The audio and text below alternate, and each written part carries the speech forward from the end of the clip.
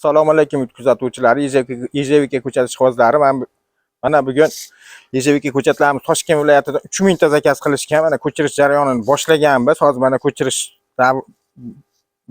davomida akam bitta video qilib tashlab bering, bir tomonlarni ko'ray deyishdi. Hali kelishmadi. Onlayn savdo qilyapmiz akam bilan. Bitta bog'bon akamiz zakaz qilishgan. Mana ko'chatlar holati, tomirlari juda ham a'lo.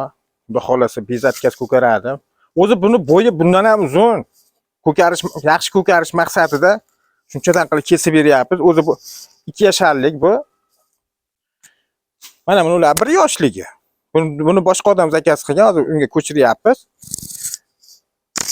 Keyin ko'p savollar bo'ladi. Aka, bu Ijevikaning necha metrga ekadi, qanaqa ekadi deydi. Sizlarga maslahatim imkon qadar 3 metrga 3 metr qilib ekaveringlar.